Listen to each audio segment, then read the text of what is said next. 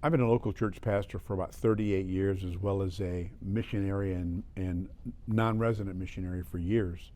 So I've done a lot of things in the church around the world and seen a lot of things. And I will be the first to admit that I have done things that were successful and things that were unsuccessful. And I will be the first to admit that I typically followed the patterns that I saw other people doing.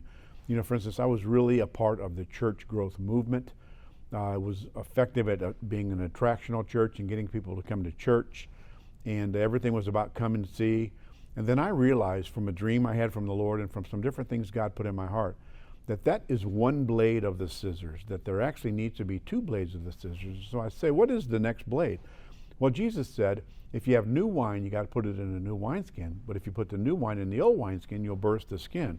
So he actually was looking to protect the new wine as well as the old skin.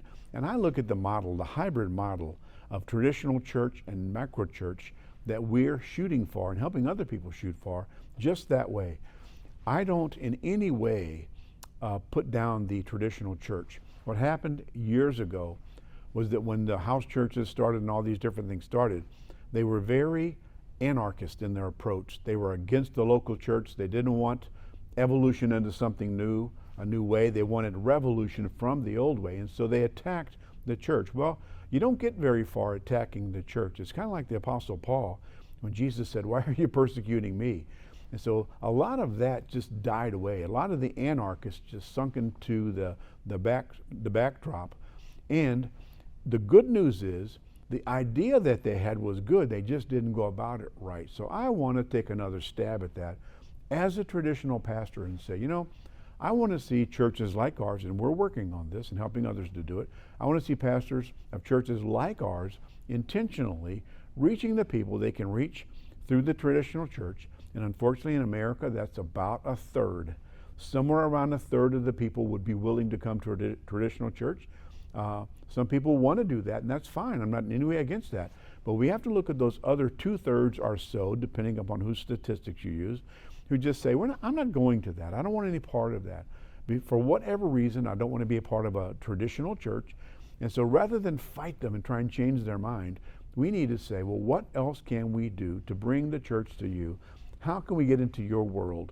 Paul the Apostle went into communities where there was no church, and he got into the world of people and made disciples, made the message meaningful to them, made disciples, and then they gathered into local churches. And by the way, the early church was primarily this model. They didn't have buildings in the traditional church as we know it for hundreds of years, for centuries. And so this was the first model. I think in the Western church, in our culture, we should have both.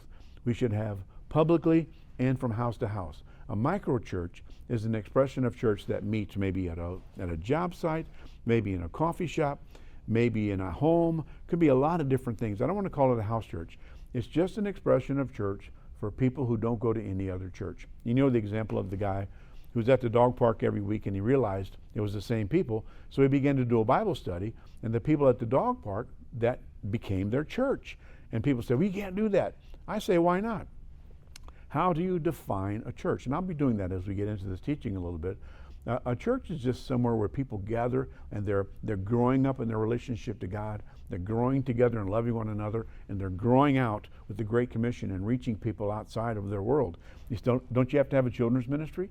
Not necessarily. Don't you have to have a youth ministry? Not necessarily. Don't you have to have a worship team with the band and drums? Not necessarily. If you're making disciples, you're a church. All of those things are not good or bad. They're not necessarily biblical. They're just part of our culture. There's nothing wrong with them, but there's nothing inherently right with them. You got to say, what did Jesus say to do? Jesus said to make disciples. So I believe a traditional church like ours can have the traditional services, and then there's a small portion of the people in your church who are in a world who are willing to reach into that world, whether it's soccer moms, whether it's a baseball team, maybe it's the people they work with, and they're able to say, let's get together and study the Bible, and that actually becomes a church. In a perfect world, the leader of that church would come to the church on the weekend, the traditional church, and then they would shepherd the people in their church, so they would be in both. I think that's the model for the future. I believe we need to create a trail to the future for churches like this to do that. For instance, We kind of fell on this accidentally, even apart from my dream, where God showed me that this was really an answer, I believe. But we were doing nursing home ministry, and we realized these are churches. These guys are never coming to our church. These are churches. You know, there's people who can't come to church, and there's people who won't come to church, and we need to reach out to both of them. And then there was a lady in our church who simply began to minister to the ladies in her bunco group. That turned into a church, and they began to baptize people, and they don't even come to this church. I don't even know them. I met them, but I don't even know them. I'm not their pastor, she is. And I could give you other examples of things like that. There's some people in our church doing something that's a dinner meeting, where they have a dinner meeting where they feed people weekly, and then they gather around their tables that they're already at eating, and they share a story about Jesus, and that is their church. They're not going anywhere else. We're not forbidding people to come to our weekend services.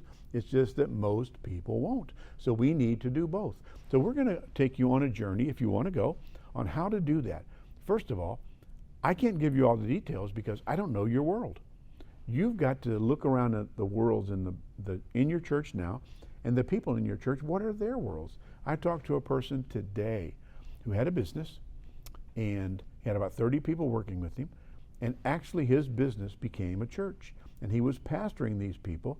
And when they closed down the business, the person said, wow, it feels like I'm losing my church and my pastor. And he didn't realize that was their church. He was pastoring that group of people. And you know, this is the 21st century. We need to think outside the box without thinking outside of the Bible.